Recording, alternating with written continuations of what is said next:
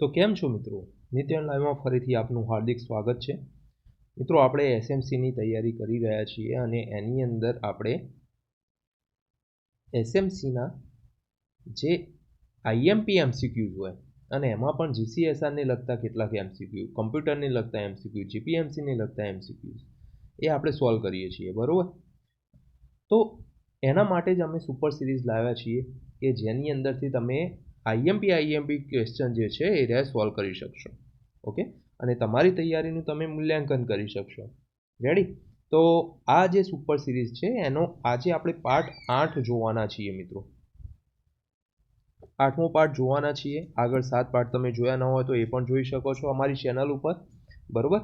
તો પરીક્ષામાં પૂછાઈ શકે તેવા ખૂબ જ અગત્યના પ્રશ્નો આપણે આ સુપર સિરીઝની અંદર સોલ્વ કરીએ છીએ. રેડી? તો હવે વધારે સમય ન લેતા શરૂઆત કરીએ. સૌથી પહેલો પ્રશ્ન છે, રાજીનામા પછી કોઈ વ્યક્તિને નોકરીમાં રાખવામાં આવે ત્યારે તબીબી પ્રમાણપત્ર રજૂ કરવા બાબતે શું જોગવાઈ છે? જો અહીંયા એમ પૂછ્યું છે કે રાજીનામા પછી, જો એ ધ્યાન રાખજો ખાસ, જ્યારે કોઈ કર્મચારી રાજીનામું આપે છે અને એના પછી એ કોઈ બીજી જગ્યાએ જોબમાં સિલેક્ટ થાય છે, ગવર્મેન્ટ જોબમાં, તો એમને તબીબી પ્રમાણપત્ર રજૂ કરવું જરૂરી છે કે નહીં? તો અહીંયા તમારો સાચો જવાબ જે છે મિત્રો એ આવશે કે તેને ફરીથી તબીબી પ્રમાણપત્ર રજૂ કરવું જરૂરી બને છે. ઓકે ઓકે જો રાજીનામું આપે છે તો ફરીથી તબીબી પ્રમાણપત્ર રજૂ કરવું જરૂરી બનશે જ, કમ્પલસરી છે. ઓકે, જો નોકરીમાંથી છૂટા કરવામાં આવે છે, બરોબર, એવું લખ્યું હોય, છૂટા કરવામાં આવે અને 6 માસની અંદર ફરી નોકરીમાં લેવામાં આવે તો શું થાય? તો એમને 6 માસની અંદર ફરીથી, જો નોકરીમાં ફરીથી લેવામાં આવે છે તો તબીબી પ્રમાણપત્ર રજૂ કરવું જરૂરી નથી. પરંતુ 6 માસ થઈ ગયા છે, એની અંદર પણ 6 માસ થઈ ગયા છે ને એના પછી ફરીથી એમની નિમણૂક કરવામાં આવે છે તો પાછું તબીબી પ્રમાણપત્રની જરૂર પડશે. ઓકે, પરંતુ રાજીનામું હોય એ વખત તો જરૂરી છે. રેડી? ચાલો આગળ જોઈએ. કર્મચારીના તબીબી પ્રમાણપત્રો ઉપર કોની સાઇન હોય છે? નીચેના પૈકી કોની સાઇન તબીબી પ્રમાણપત્ર ઉપર હશે? તો કોની સાઇન હોય? જિલ્લા સિવિલ સર્જનની હોય છે. ઓકે, તો અહીંયા બી જવાબ તમારો સાચો આવે. ચાલો, તમામ હંગામી કામ કરતી વ્યક્તિ, જો અહીંયા તમામ નથી લખેલું મિત્રો, તાબા હેઠળની,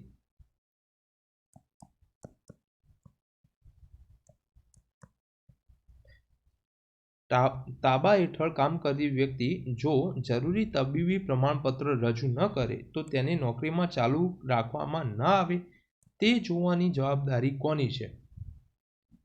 જો તબીબી પ્રમાણપત્ર રજૂ કરવાનું હોય કેટલા માસમાં? 6 માસમાં, બરોબર.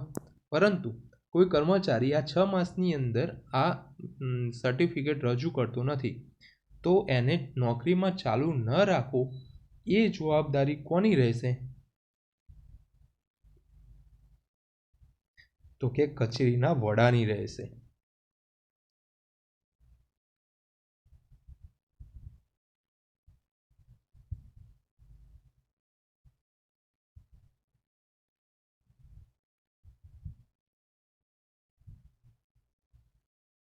ઓકે, તો અહીંયા સી જવાબ તમારો જે છે એ સાચો આવશે. રેડી? ચલો આગળ જોઈએ. કોનું તબીબી પ્રમાણપત્ર ખાનગી ગણવામાં આવે છે? કોનું તબીબી પ્રમાણપત્ર ખાનગી ગણવામાં આવશે? તો કે તમામ મહિલા કર્મચારીઓનું પ્રમાણપત્ર ખાનગી ગણવામાં આવે છે, એ જવાબ આવશે. કર્મચારીએ તબીબી પ્રમાણપત્ર રજૂ કર્યા પછી કયા માસના પગાર બિલ સાથે સામેલ રાખવાનું છે?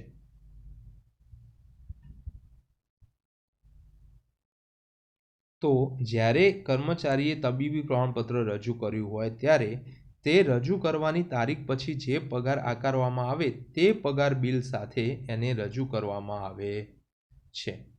અને અનફોર્ચ્યુનેટલી જો આ પગાર આકારવામાં આવ્યો હોય એની સાથે જો રજૂ કરવામાં ના આવ્યું હોય તો એના પછીના માસની અંદર જે પગાર આપવામાં આવે તો એની અંદર ફરજિયાત રજૂ કરવું જરૂરી છે. ઓકે, તો અહીંયા ડી જવાબ તમારો સાચો આવશે. તબીબી તપાસની નોંધ શેમાં કરવાની હોય? આ તો દરેકે આવડવો જોઈએ. આ તબીબી તપાસ જે છે, આપણે જે પ્રમાણપત્ર આપીએ, કર્મચારી પ્રમાણપત્ર આપો તો એની નોંધ શેમાં થાય? તો કે તમારી સેવા પોથીમાં થાય. ઓકે, બી જવાબ આવશે. ચાલો આગળ. નિવૃત્તિ પછી 6 માસની અંદર, જો આપણે આગળ ચર્ચા કરી ગયા, 6 માસમાં પુનર્નિયુક્ત થયેલ નિવૃત્ત સરકારી કર્મચારીને તબીબી પ્રમાણપત્ર રજૂ કરવા બાબતે શું જોગવાઈ છે?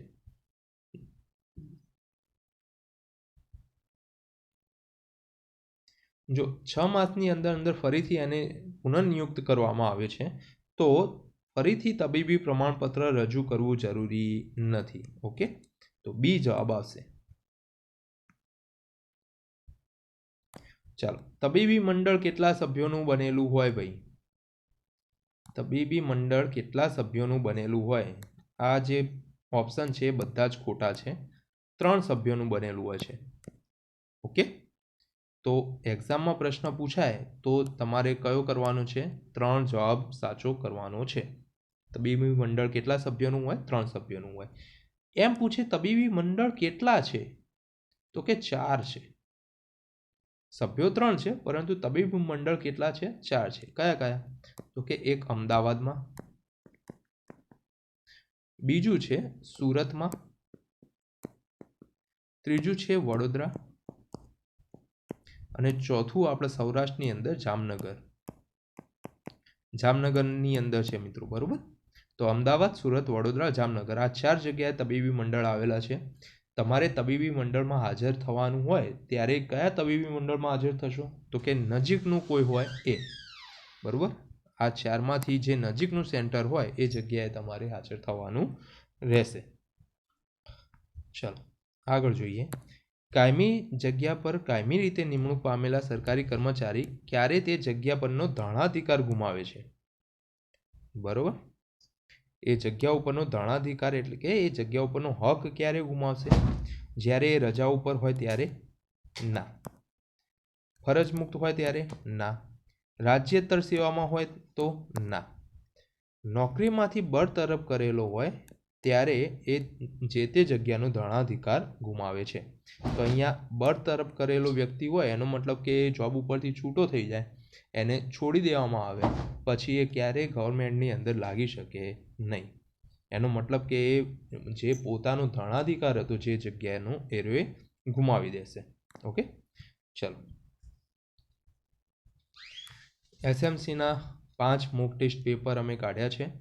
એક જે પેપર છે એ ફ્રી છે અને બીજા 4 પેડ છે. આ ફ્રી પેપર તમે અમારી ટેલિગ્રામ ચેનલ ઉપરથી મેળવી શકશો અને તમે પેપરની ક્વોલિટી ચેક કરી શકશો. બરાબર, તો એ પેપર તમે આપજો. દરેકના માટે ફ્રી છે. 4 પેડ છે અને ફક્ત ને ફક્ત 99 રૂપિયામાં એ તમને મળી રહેશે. આ જે નીચે નંબર આપેલો છે એના ઉપર તમે હાઈ કરીને મોકલજો. ત્યાં એ નંબર ઉપરથી તમને વધારાની માહિતી પ્રાપ્ત થશે. ઓકે, ચાલો આગળ જોઈએ.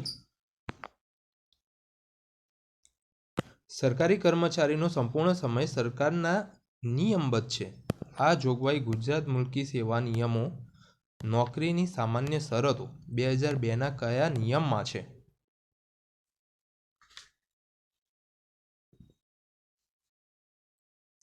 કયા નિયમમાં છે? તો કે નિયમ 34માં છે.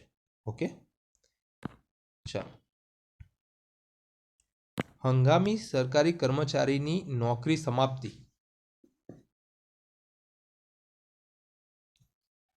હંગામી સરકારી કર્મચારી, જો તમે એક્ઝામ પાસ કરીને જોબમાં લાગશો એટલે તમે એઝ અ હંગામી સરકારી કર્મચારી ગણાશો, બરાબર.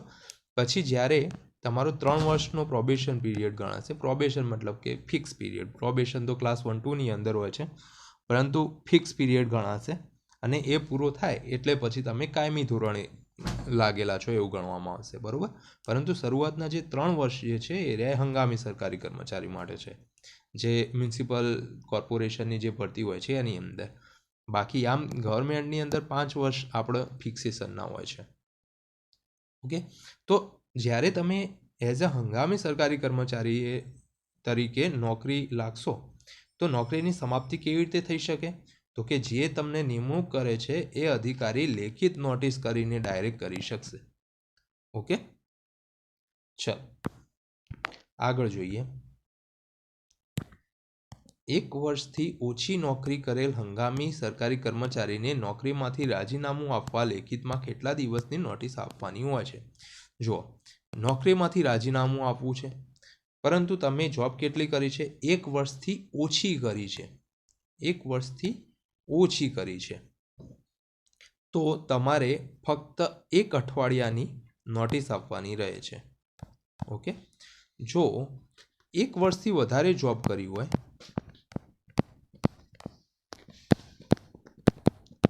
તો તમારે 1 માસની નોટિસ આપવાની રહેશે.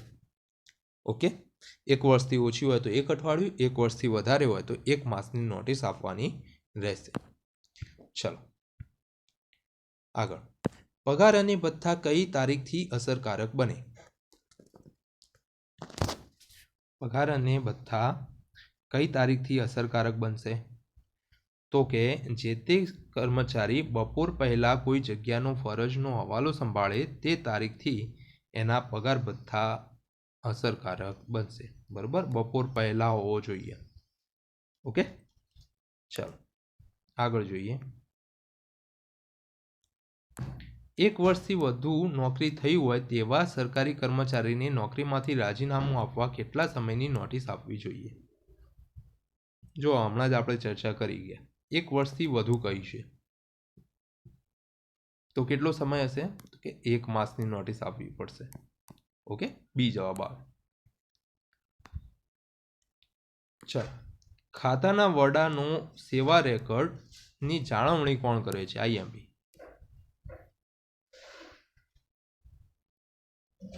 ખાતાના વડાનો સેવા રેકોર્ડની જાળવણી કોણ કરશે? તો કે પગાર અને હિસાબી અધિકારી કરશે. મોસ્ટ આઈએમપી છે. જ્યારે કર્મચારીઓ જે હોય છે એમના સેવા રેકોર્ડની જાળવણી કોણ કરે છે? તો કે જે તે કચેરીના વડા કરે છે. પરંતુ ખાતાના વડા જે હોય એમના સેવા રેકોર્ડની જાળવણી કોણ કરશે? તો કે પગાર અને હિસાબી અધિકારી કરશે. આ પગાર અને હિસાબી જે અધિકારી હોય છે એ આખા ગુજરાતની અંદર 2 જ ઓફિસ આવેલી છે. એક ગાંધીનગરમાં છે અને બીજી છે અમદાવાદમાં.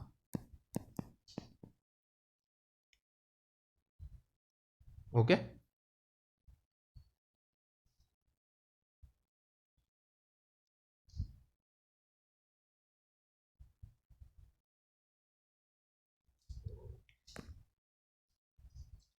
ચાલો આગળ જોઈએ.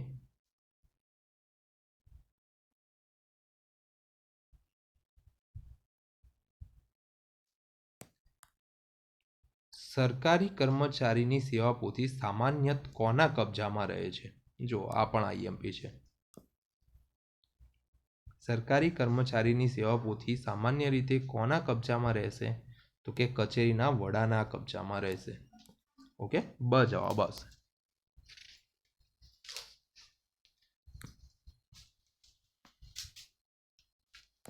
જન્મ તારીખ બદલવાની વિનંતી ક્યારે દાખલ કરી શકાય? આ જન્મ તારીખ ક્યાં બદલવાની છે ભાઈ? તો કે સેવાપોથીમાં. સેવાપોથીની અંદર જન્મ તારીખ તમારે બદલવી હોય તો એની અરજી ક્યારે દાખલ કરી શકો?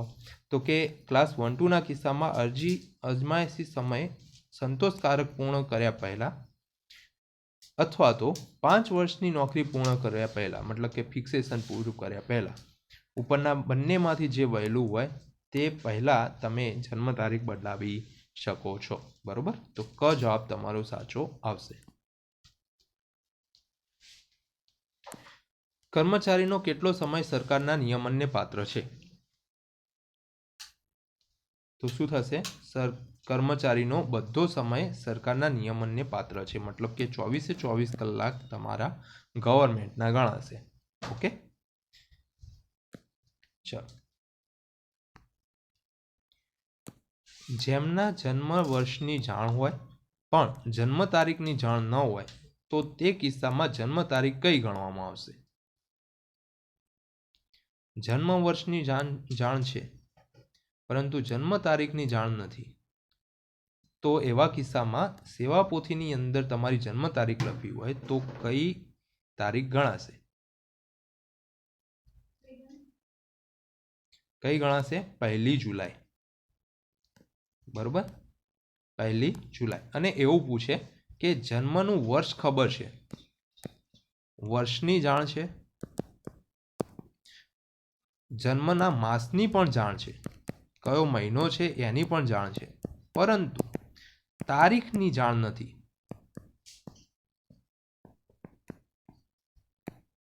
તો એમની જન્મ તારીખ કઈ ગણાશે? તો કે 16 તારીખ ગણાશે. આ ખાસ યાદ રાખજો મિત્રો, આ પણ એક્ઝામમાં પૂછાય એવું છે. ઓકે, તો અહીંયા 1 જુલાઈ જન્મ તારીખ ગણાશે જ્યારે જન્મના વર્ષની જાણ અને જન્મના તારીખની જાણ હોય, તારીખની જાણ ન હોય ત્યારે. બરોબર, ચલો આગળ જોઈએ. લેખિત નોટિસ આપીને કોની નોકરી સમાપ્ત કરી શકાય?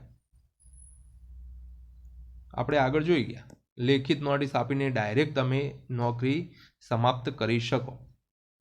કોની? તો કે હંગામી કર્મચારીની, મતલબ કે જે ફિક્સેશન પીરિયડમાં હોય છે અથવા તો અજમાયશી પીરિયડમાં હોય છે, એમની નોકરી ફક્ત ને ફક્ત એક લેખિત નોટિસથી તમે સમાપ્ત કરી શકાય. બરાબર, કોણ કરશે? તો કે જે નિમણૂક અધિકારી છે,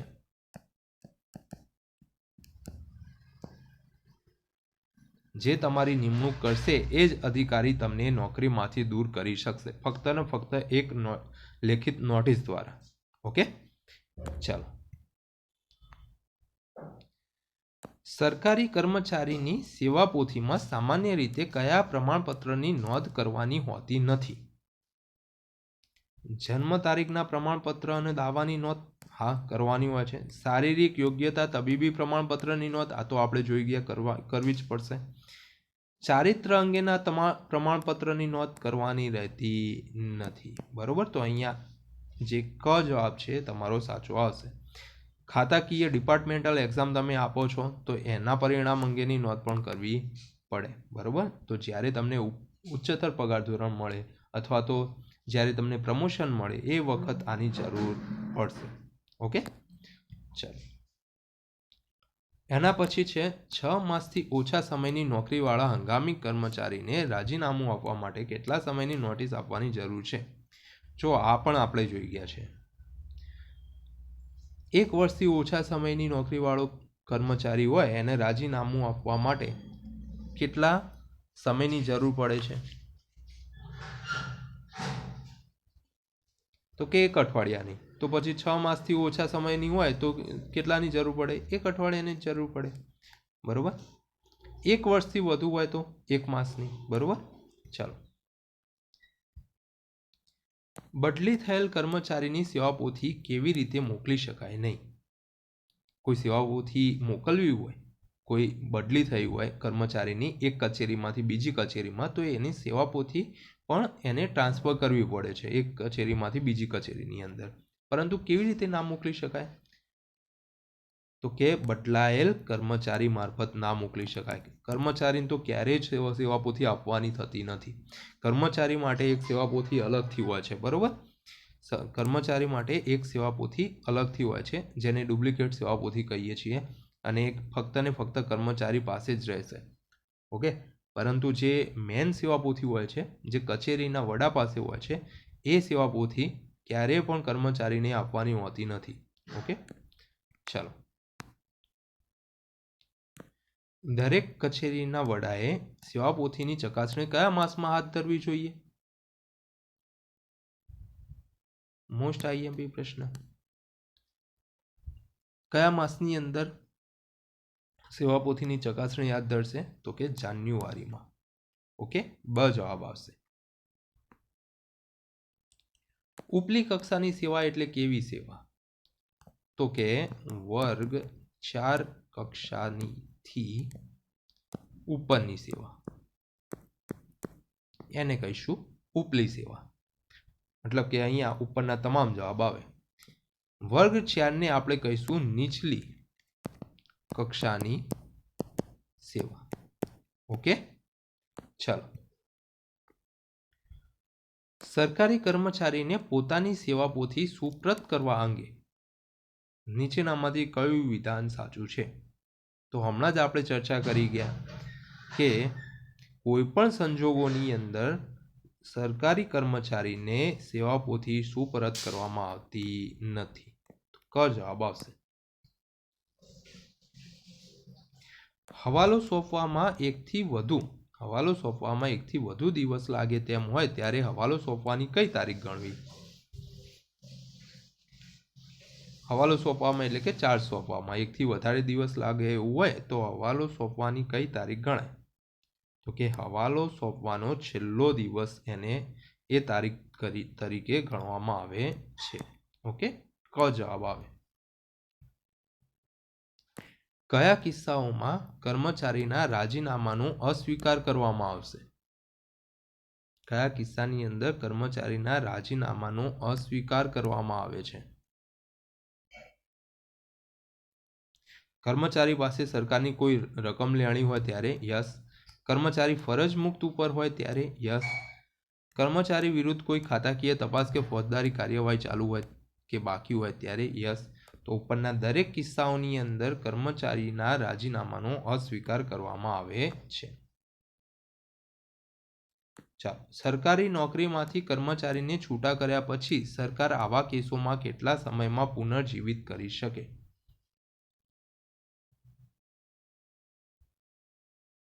સરકારી નોકરીમાંથી કર્મચારી છૂટા થાય છે અને એના પછી આવા કેસોમાં કેટલા સમયની અંદર એને પુનર્જીવિત કરી શકે?